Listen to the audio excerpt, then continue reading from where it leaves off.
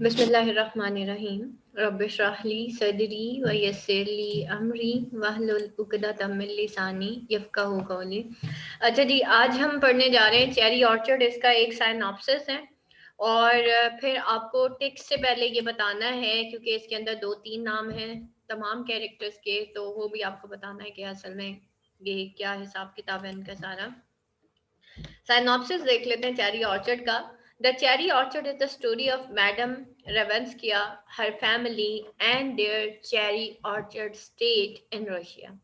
The play opens in May with everyone making the return of Madame Ravenskaya and her daughter Anya from Paris.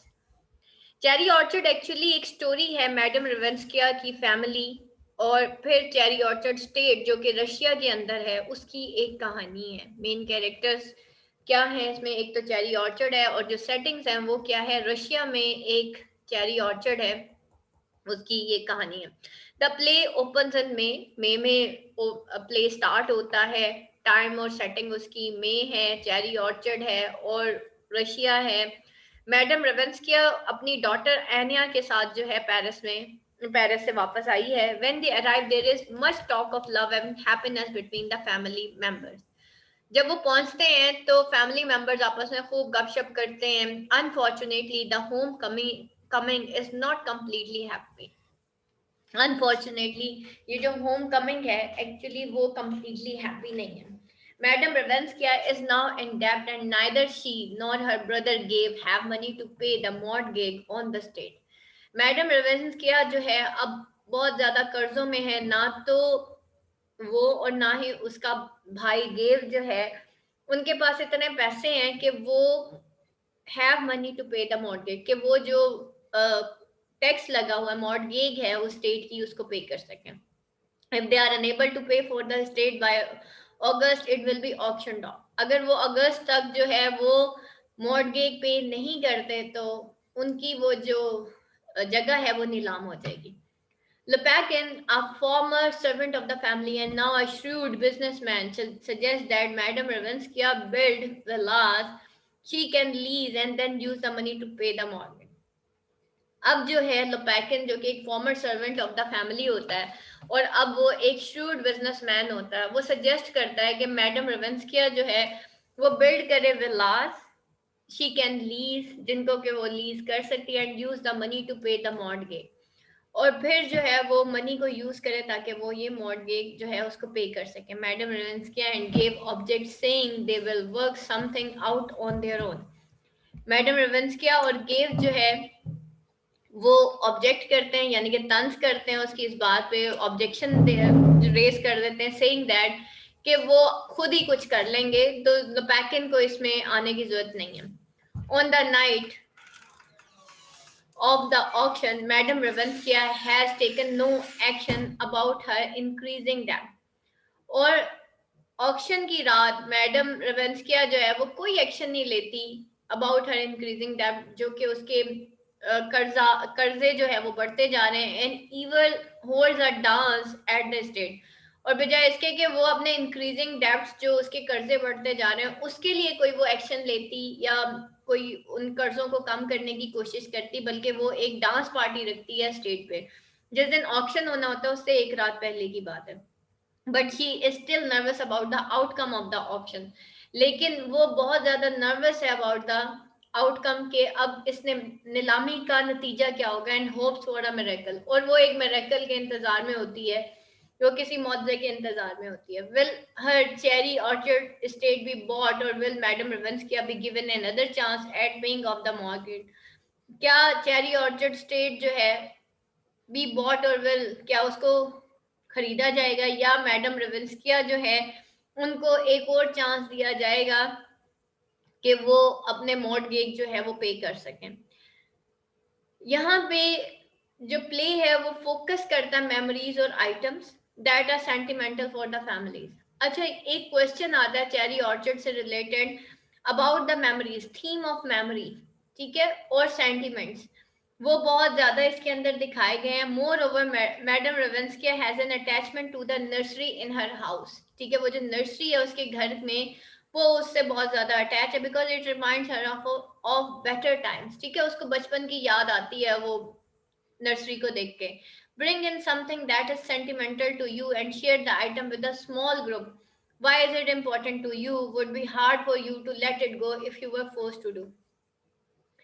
अब वो कहता है, यहाँ पे उसने एक एक्टिविटी बनाई हुई है. वो कहता है क्या ऐसा ही अगर हमारे साथ हो, हम एक छोटा सा ग्रुप बनाते हैं और अगर हमें ऐसा करना है, why is it important to you, कितना इम्पोर्टेंट है हमारे लिए हमारी बचपन की मेमोरीज, और क्या would it be hard for you to let it go if you were force to, कि अब हमारे लिए क्या ये मुश्किल नहीं होगा कि चेरी ऑर्चर्ड, अगर हम चेरी ऑर्चर्ड में और हमें कहा जाए कि इसको बेच दिया जाए, तो क्या हमारे लिए मुश्किल नहीं होगा. About the author देख लेते हैं. Anton Chekhov was born January 29, 1860 in a small town of Taganrog, a port on Sea of Azov in Russia.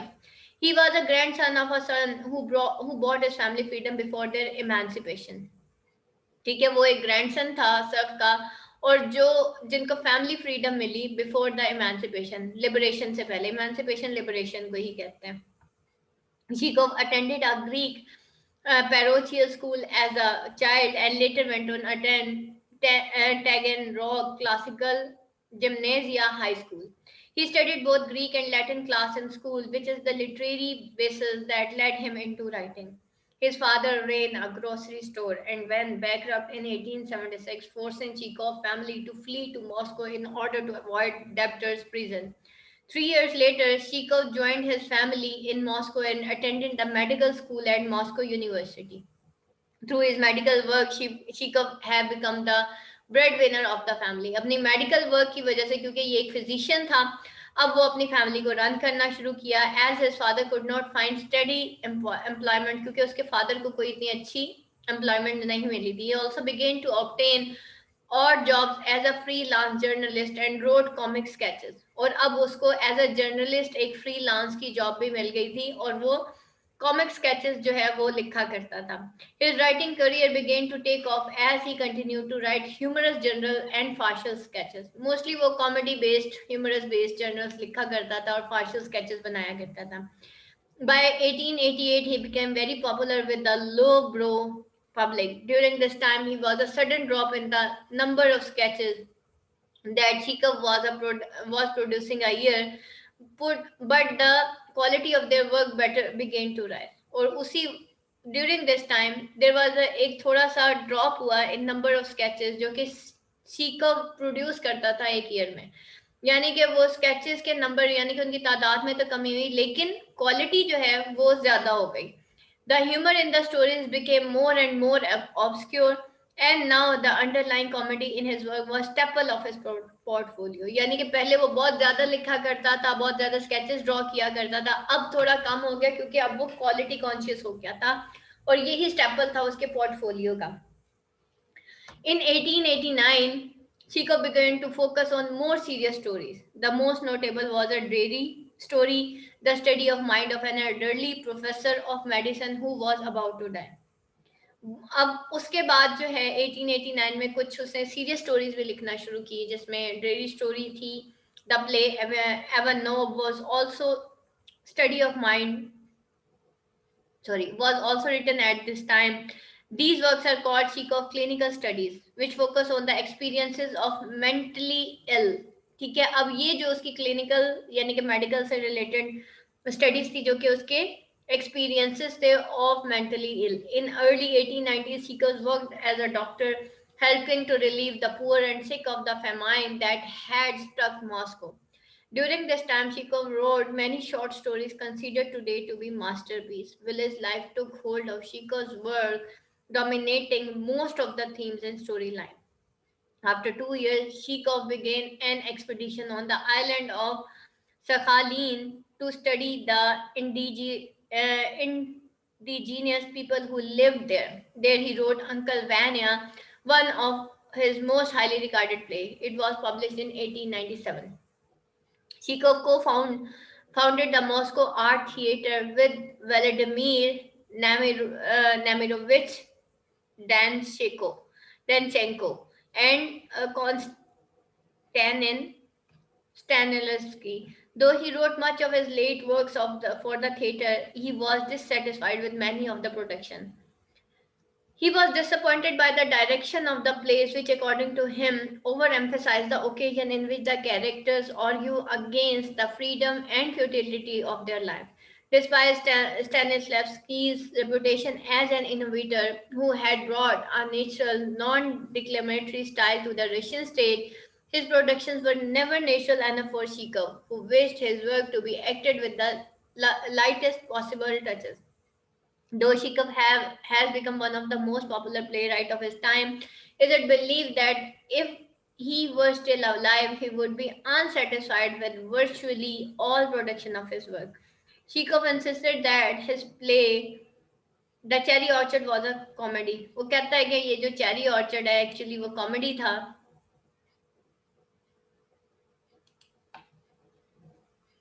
ये आप स्लाइड से पढ़ा रही हैं ना?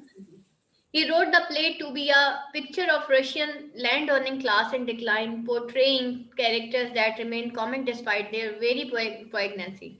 The Cherry Orchard was first performed in Moscow on January 17, 1904. Less than 6 months later, Chekhov died of tuberculosis. Cherry Orchard के बाद जो है इसकी Chekhov की डेथ हो गई थी. Chekhov became internationally famous writer after World War I when his work was translated English. It was not until 40 years after his death, when the 20-volume complete works and letter of A.P. Chekhov was published, that Chekhov was presented on a level of scholarship worthy. 8 volumes of this edition contain his correspondence amounting to several thousand letters. Outstandingly witty and lively, they are contrary to what public had painted Chekhov to be, pessimist, hopelessly dissatisfied with life and society. Or outstandingly witty or lively, they are contrary to what public has painted Chekhov to be. और ये जो है Chekhov के बारे में जो public का एक व्यू पॉइंट था ये इसके टोटली मुख्तलिफ था. A pessimist, a hopelessly dissatisfied with life and society. लोगों का ये कहना था शायद वो एक पैसिमिस्ट है, एक होपलेसली डिससैटिस्फाइड विद लाइफ और सोसाइटी है. यहाँ पे देखें, अब ये रशिया का एक हिस्टोरिकल कॉन्टेक्स्ट है. ये एक पेंटिंग है by K V. Lebedev depicting Russian serfs. ठीक है, अब ये रशियन सर्व्स को जो है पोर्ट्रे कर रहा है. अब यहाँ पे आपको थोड़ा सा हिस्टोरिकल बैकग्राउंड पता होना चाहिए कि उस वक्त यूरोप के अंदर रशिया में क्या कि फ्यूडलिज्म क्या थी, लैंड लॉर्डिंग या लैंड ऑनिंग क्या थी, और फिर सर्व्स को कैसे आज़ाद किया गया था. ये सारा आपको पता होना चाहिए कि रशिया का एक्चुअली बैकग्राउंड क्या था. स्पेशली द फ्यूडल रशिया जो है अब वो चेंज हो गया था एक इंडस्ट्रियल रशिया में जब हम चेरी ऑर्चर्ड को पढ़ते हैं. In the 19th century, Russia was the only nation in Europe that still clung to the ways of feudalism, जो कि अभी भी feudalism के ways को follow कर रही थी. हालांकि पूरी दुनिया में feudalism खत्म हो गई थी. और feudals किसे कहते हैं? ये जो land owning system है, landlords होते हैं और वो वहाँ के जो मजरे होते हैं उनको गुलाम बना के रखते हैं, सर्फ्स जो होते हैं उनको गुलाम बना के रखते हैं. इसको feudalism कहा जाता है. कि जो जमींदार होते हैं, जैसे आप सिंध के अंदर आ जाए, यहाँ पे ये जो जागीरदाराना निज़ाम है उसको फ्यूडलिज्म कहा जाता है. इसी तरह आप पंजाब में चले जाए, वहाँ पे एक चौधरी साहब होते हैं. ठीक है, हर गांव के एक चौधरी साहब होते हैं, तो वो एक्चुअली क्या है? That is the feudalism. Feudalism refers to a system of political organization in which an elite individual called a lord has control over several common people who work for him. Feudalism एक system है, एक political organisation का, जिसके अंदर एक elite individual जो अमीर ज्यादा होता है, जिसको लॉर्ड कहा जाता है, वो आम लोगों के ऊपर अपना कंट्रोल उसका हो जाता है और वो जो आम लोग होते हैं वो उसके गुलाम बन के रहते हैं. इन रशिया द पीजेंट्स, ठीक है, मजदूर तबका, पीजेंट्स सर्फ मजदूर तबका, who serve the lord were called serf. वो जो पीजेंट जो मजदूर तबका था उनको सर्व्स कहा जाता था. A serf is a laborer, वो मजदूर है, who is bound to the land, जो कि बाउंड है उस लैंड के साथ, कि उसने बस इसी जमीन पे काम करना है और इसी जमीन के मालिक की खिदमत करनी है. बस ये सर्फ का काम होता है. Serfs differ from slaves in that serfs were not property themselves and could not be sold apart from the land which they were. Surf जो है वो स्लेव से थोड़े डिफरेंट होते हैं. सर्व्स जो हैं वो वहां पे जो काम करते हैं वो एक्चुअली उनको उसकी तनख्वाह भी नहीं मिलती, ठीक है। एंड वो ना तो उस लैंड को खरीद सकते हैं, ना उसको सोल्ड अपार्ट कर सकते हैं फ्रॉम द लैंड जिस पे वो काम करते हैं। सर्वडम was a hereditary state which was passed to the next generation। और सर्वडम जो है वो हेरिडिटरी, यानी कि पहले बेटा, पहले दादा, फिर जो है बेटा एंड देन पोता, यानी कि ये सर्वडम जद्दी पुश्ती चली आ रही होती थी, which was pass to the next generation. बाद में मतलब एक शख्स, उसके बाद उसका बेटा भी सर्फ और फिर उसका पोता भी सर्फ, और यूं ये जनरेशन चलती चली आती थी, और वो सर्फडम इसको हम कहते हैं। It evolves from agricultural slavery of Roman Empire and spread through Europe in the 10th century and became dominant during Middle Ages। अब ये जो है evolve हुई कहाँ से, एक agricultural slavery of Roman Empire से start हुई and spread through Europe in the 10th century। और वो यूरोप 10वीं सेंचुरी में वो यूरोप में स्प्रेड हुई and became dominant during Middle Ages, और Middle Ages में और भी ज़्यादा dominant हो गई। In England, serfdom lasted up to the 17th century, in France until 1789, और the last European country to abolish serfdom was Russia। और आखिर में जिस कंट्री के अंदर ये सर्फडम एबॉलिश हुई वो रशिया था, in 1861। During that time that cherry orchard was written, about 50% of Russian peasants were served। और उस वक्त में जब चेरी ऑर्चर्ड लिखा गया, तकरीबन 50% ऑफ रशियन पीजेंट्स जो हैं वो सर्फ थे उस वक्त, मजदूर तबका जो था वो उस वक्त सर्फ हुआ करता था। In 1861, when it became clear that Russia was no longer a great power, Caesar Alexander II issued the Emancipation Manifesto। तो सीजार अलेक्जेंडर टू ने एक एमांसिपेशन कहते हैं लिबरेशन, ठीक है। मैनिफेस्टो मीन के एक रूल्स एंड लॉ, या एक कोई उसने कवानीन बनाए, या मैनिफेस्टो कहते हैं जैसे हम अपनी जो एक तो पार्लियामेंट के अंदर एक मैनिफेस्टो पेश किया जाता है, ठीक है। इसी तरह उसने भी ये एमांसिपेशन मैनिफेस्टो जो है वो इशू किया, which called for the freedom of all serf, जिसके अंदर फ्रीडम ऑफ सर्फ की बात की गई। Peasants were now able to buy land, peasants जो हैं अब वो लैंड को बाय कर सकते थे।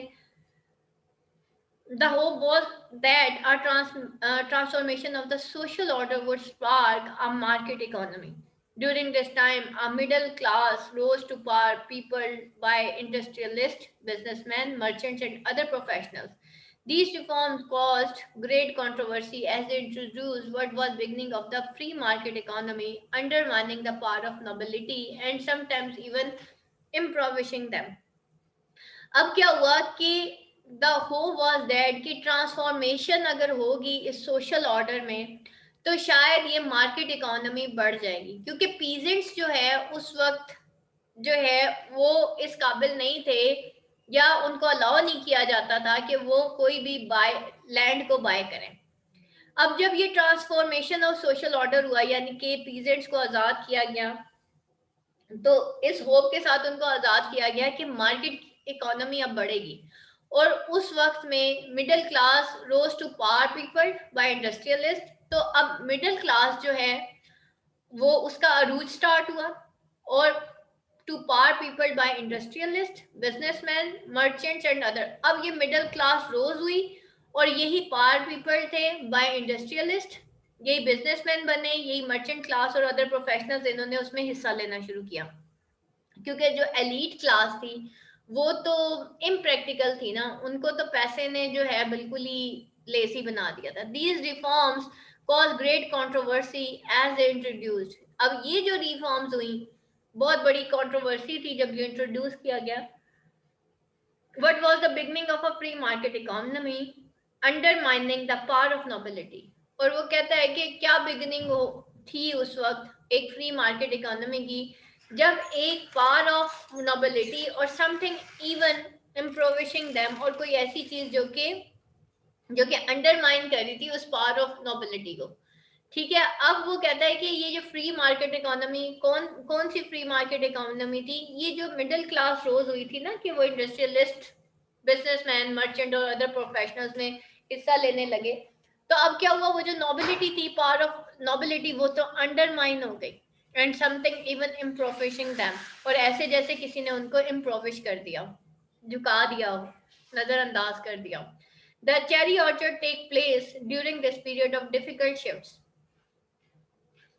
तो ये जो चेरी ऑर्चर्ड है वो उस दौर में, during this period of difficult shift, उसी ड्यूरिंग मतलब डिफिकल्ट शिफ्ट के दौरान जो है, इसकी जो सेटिंग्स हैं वो उसी डिफिकल्ट शिफ्ट के दौरान की है, which required an intense ability to adopt to the new modes of living, जो कि रिक्वायर करता है एक इंटेंस एबिलिटी कि वो अडॉप्ट करें न्यू मोड्स ऑफ लिविंग को. The situation displayed in the play is of wealthy land owning family. अब यहाँ पे जो सिचुएशन डिस्प्ले की गई है वो एक वेल्दी लैंड अर्निंग फैमिली है, that is force to sell their estate in order to pay their debt. The family also has to deal with the serfs rising up and becoming a wealthy as they are.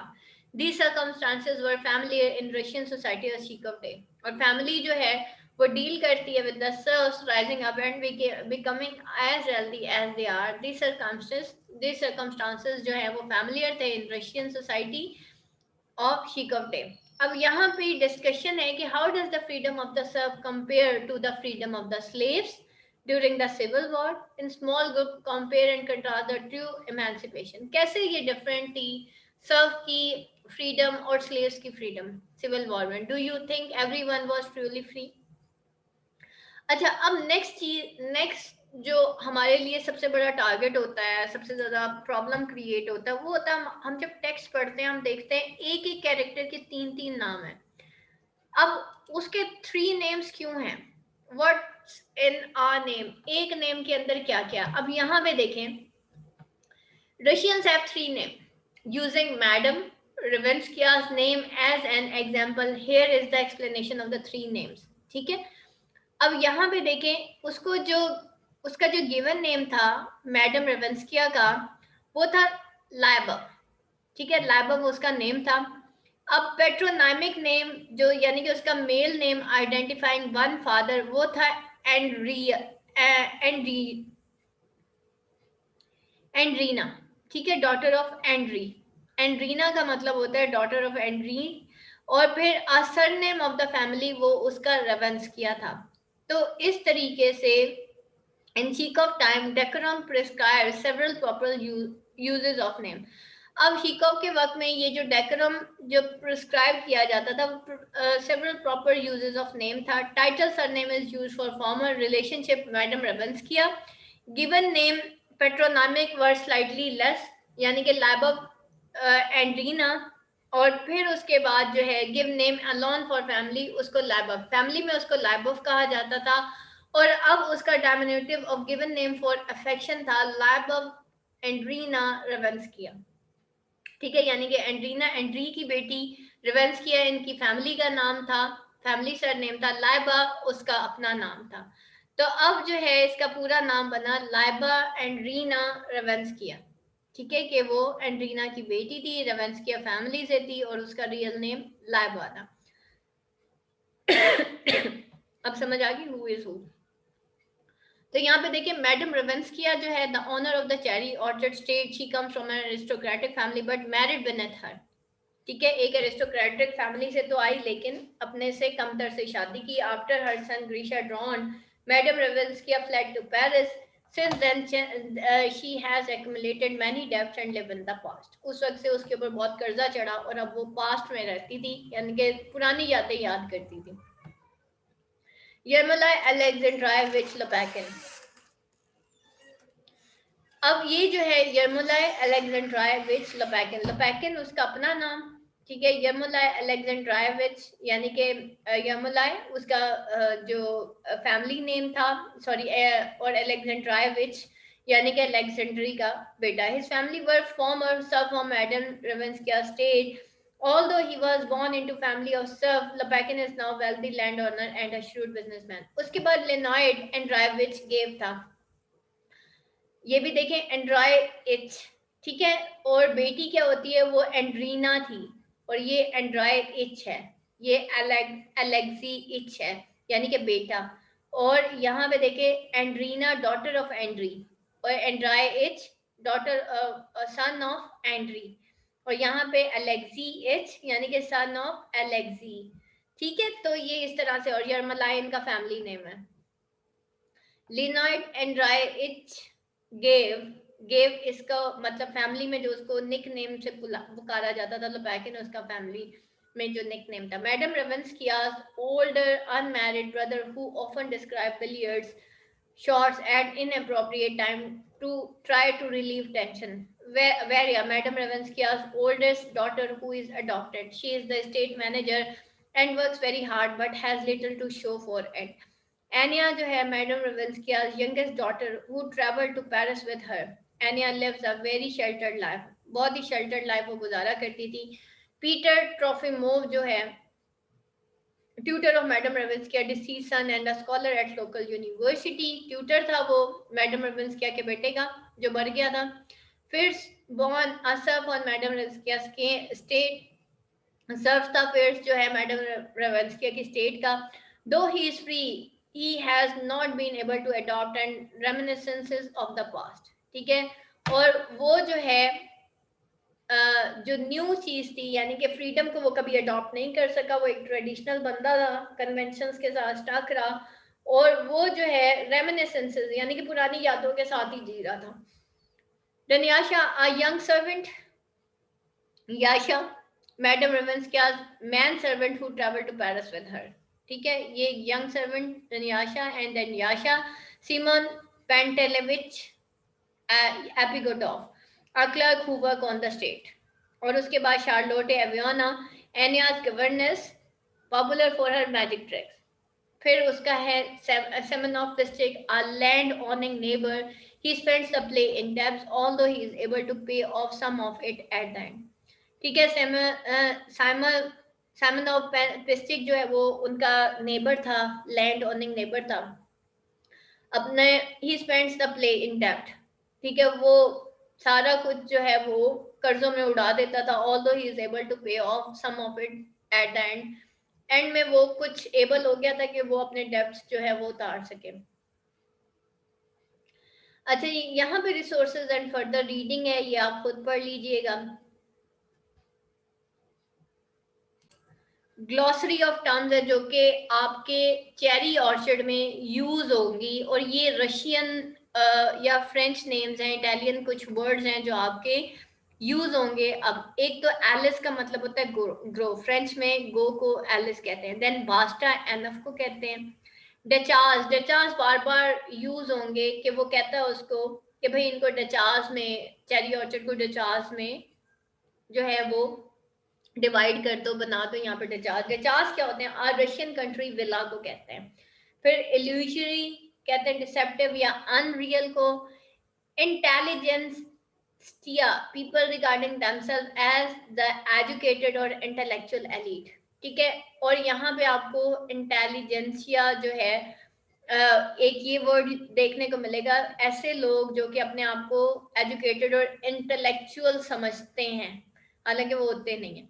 कोपेक, the 100 कोपेक equal 1 rubble, यानी कि Russian currency 100 कोपेक्स जो होते हैं, एक जो Russian, एक rubble, 1 rubble जो है ये रशियन करेंसी है, जो कि इक्वल है इतने डॉलर के, यूएस डॉलर के.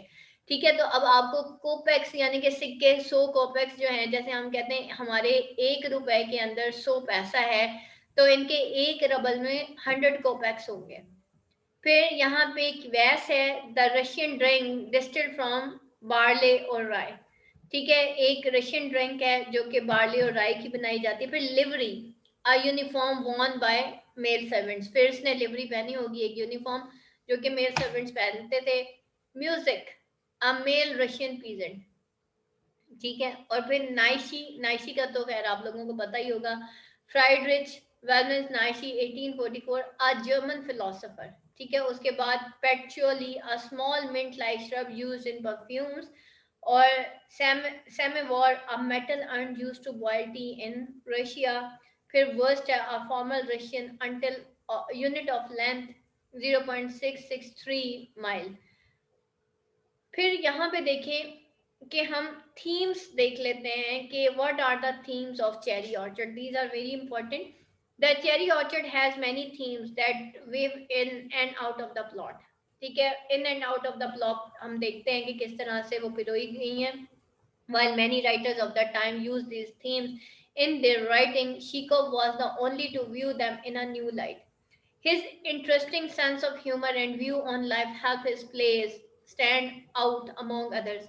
Even more important is the fact that these underlying themes are still important today. कि ये underlying themes आज भी important है. सबसे पहली जो theme है वो theme of memory है, जो कि बार बार आपको यहाँ पे देखने को मिलेगी. That in the cherry orchard, each character is involved in a struggle to remember or forget aspects of his or her past. Her character जो है वो हमें नजर आएगा कि वो स्ट्रगल कर रहा है कि वो या तो याद कर रहा है अपने पास्ट को या अपने पास्ट को फॉरगेट करने की कोशिश कर रहा है. Ravenska wants to remember the past and forget the present because the estate contains awful memories of the death of her son. She is reminded of these memories when she sees Trofimov, her son's tutor. वो जो है अपनी उन memories को याद करती है जब वो अपने वो ट्रॉफिमोव जो कि उसके बेटे का उस्ताद था उसको वो देखती है. लोपैकिन मेमोरीज आर ऑप्रेसिव. लोपैकिन की जो मेमोरीज है वो बहुत ज़्यादा ऑप्रेसिव होती हैं. उसको अपने बचपन की यादें जो हैं वो बहुत ज़्यादा जो है वो उनको भूलना चाहता है. His memories are of a brutal, uncultured peasant upbringing that he wishes to forget. उसकी जो मेमोरीज हैं वो बहुत जालिमाना है. अनकल्चर्ड पीजेंट की अपब्रिंगिंग जो कि वो चाहता था कि वो भूल जाए क्योंकि उसका बाप उसको बहुत ज्यादा मारा करता था. They conflict with his memories, with his identity as a well-heeled businessman. अब उसकी वो जो पुरानी मेमोरीज थी वो कन्फ्लिक्ट करती थी उसकी आइडेंटिटी के साथ. His identity as well heeled businessman. आज वो एक वेल हील्ड बिजनेसमैन तो था with fancy clothes and allusions to Shakespeare. ठीक है, और उसके फैंसी क्लॉथेस और उसकी जो allusions to Shakespeare उसके साथ बहुत ज्यादा कॉन्फ्लिक्ट करती थी. Trofimov is concerned about more with Russia's historical memory. ट्रॉफिमोव जो है रशिया की हिस्टोरिकल मेमोरी से बहुत ज्यादा कंसर्न था. He wishes Russia to forget the beautiful and redeeming aspects of the past, which he views as oppressive and need of renunciation if Russia is to move forward. Fritz lives solely in memory. Most of his speeches in the play relate to what life was like before the serfs were freed. Fritz जो है वो क्या कर रहा था? Live solely in memory. वो उसी memory में जी रहा था. Most of his speeches in the play related to what life was like before the serf were freed. कि लाइफ कैसी थी जब उसके सर्फ जो हैं वो फ्री हुए. Telling of the recipe of the making cherry jam, जो कि वो बताता था कि चेरी जैम्स कैसे बने. Which now even he can not remember, जो आज उसको शायद याद भी नहीं है कि किस तरीके से चेरी जैम्स बना करते थे. At the end of the play, he is forgotten by the other characters, symbolizing the forgotten era he represented. और एट द एंड जो है सारे कैरेक्टर्स उसको उसी चेरी ऑर्चर्ड में भूल के चले जाते हैं. जब सब जा रहे होते हैं तो फिर अंदर ही रह जाता है और सब उसको भूल के चले जाते हैं कि मतलब तो ये सिंबलाइज करता है कि एक फॉरगॉटन इरा जो है वो उसको रिप्रेजेंट करता है. तो ये theme of memory. Modern versus Old Russia. The recurrent theme throughout Russian theater is the clash between the values of modernity and the values of the old Russia. अब हम इसमें थीम एक क्लैश देखेंगे, एक कंपेयर एंड कंट्रास्ट देखेंगे एक new Russia और एक ओल्ड रशिया के दरमियान. Modernity signifies rationalism, secularism, and materialism. Much of the late 19th century Russian literature was written in reaction to the change from old Russia to modernity and in praise of Russia's history and folklore. In Cherry Orchard, the conflict between Gabe and Ravensky on the hand, and Lopakin and Trofimov on the other can be seen as an emblematic of the dispute between old feudal order and the westernization. Emblematic कहते हैं symbol of. ठीक है, तो वो कहते हैं cherry orchard में ये जो कॉन्फ्लिक्ट था बिटवीन गेव और रेवेंस्किया, दोनों बहन भाइयों के दरमियान, ऑन वन हैंड, और लबाकिन और ट्रॉफिमोव दोनों का on the other hand, can be seen, ये एक सिंबल था of dispute between the old feudal order और westernisation. The conflict is made most explicit in the speeches of Trofimov. और ये conflict जो है और भी ज़्यादा जो है explicit होता है in the speeches of Trofimov, who views Russia's historical legacy as oppressive, something to be abandoned instead of exalted. और वो जो है रशिया की historical legacy को एक oppressive, और वो समझता है कि वो जो है abandon हो गई है, वो हम भूल गए हैं, इंस्टेड ऑफ एग्जाल्टेड, बजाय इसके कि उसको याद रखा जाता. फिर सोशल चेंज एंड प्रोग्रेस है, वो देख लेते हैं. Several character address difference between change and social progress. बहुत सारे कैरेक्टर्स जो हैं वो सोशल चेंज और सोशल प्रोग्रेस जो है उसको एड्रेस करते हैं. Fritz and Trofimov are two of them. Both question the utility of liberation. ठीक है, दोनों ही जो है यूटिलिटी ऑफ द लिबरेशन को क्वेश्चन करते हैं. As Fritz note, it made everyone happy, but they did not know what they were happy for. Fritz कहता है कि हर कोई खुश तो है लिबरेशन की वजह से, लेकिन उनको ये समझ नहीं आ रही कि क्या वो खुश हैं क्यों. Fritz himself is living proof of this discrepancy. Society has changed. फिर जो है खुद एक प्रूफ था इस डिस्क्रिपेंसी का. सोसाइटी चेंज हो गई but his life has not progress. लेकिन उसकी लाइफ चेंज नहीं हुई, उसकी लाइफ आजाद होने के बाद भी वो वैसे ही गुलाम था. Both characters agree that liberation is not enough to constitute progress. वो कहता है कि खाली लिबरेशन काफी नहीं है कि आप प्रोग्रेस करें. While it was a necessary change, it was not enough to bring mankind to idealize future. और वो कहता है कि इट वॉज नेसेसरी चेंज, एक नेसेसरी चेंज था, लेकिन ये काफी नहीं था कि वो मैनकाइंड को उसके आइडियल फ्यूचर तक लेके जा सके. ट्रॉफिमोव इमेजिन, जो कि ट्रॉफिमोव इमेजिन करता था. The play leaves the impression that while change has come there is more work to be done. और प्ले जो है वो रिवील करता है कि बहुत चेंज तो आ चुका, मतलब चेंज तो आया है लेकिन अभी भी बहुत काम करना बाकी है. अब यहाँ पे देखिए, cherry orchard is seen as social commentary on life in Russia in early 1900s. यहाँ पे देखिए, what social problem can you identify in your own world? Are any of these problem similar to the issue in cherry orchard? What differences you see? ठीक है, आप अपनी society के साथ इसको जरा कोरिलेट करें. इंडिपेंडेंस थर्ड थीम है इसकी. इंडिपेंडेंस है, लिबरेशन है और freedom. Much of the Cherry Orchard deals with the theme of independence. Fundamentally, it demands that we ask what it means to be free. In the play, Russia has been liberated, but most of the population was not free. Lopakin has been able to take advantage of his liberation to make himself independent. However, Phil, though he is technically free, has not changed his position at all and is still subject to the family he serves. Madame Ravenskaya is not free either, but in a very different way from first. She has enough assets to be able to control her own destiny, but she is slave to her passion, spends extravagantly, and makes poor decisions. वो जो है she has enough assets, इतने assets थे कि वो अपनी destiny को control कर सकती थी, लेकिन वो slave थी अपने passions की.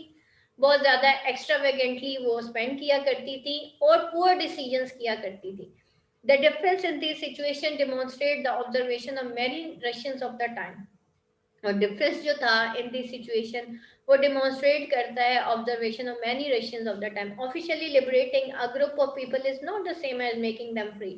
If you do not also equip them with the tools they need to become independent, such as education and land, they never be truly independent.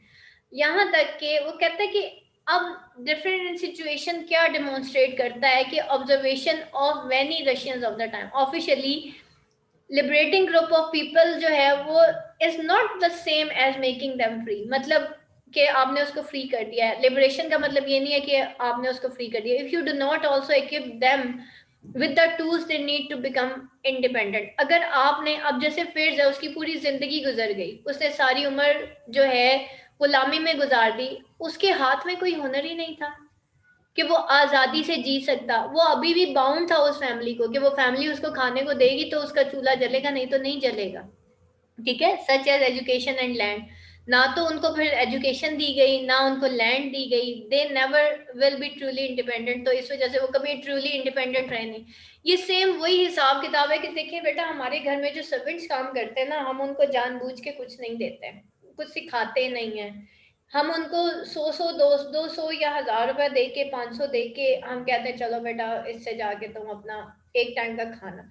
बात एक टाइम के खाने की नहीं है, या तो फिर आप उसको उसके पैरों पे खड़ा कर दें, ताकि वो आज मुझसे एक टाइम का खाना मांग रहा है, कल किसी और से, परसों किसी और से, और यूं उसकी आदत बन जाएगी कि वो मांगना शुरू कर देगा। उसको एक ही टाइम पे इतना उसके पैरों पे खड़ा कर देना चाहिए कि वो रोज का एक टाइम का खाना अपने हाथों से कमा के अपने बच्चों को खिलाए।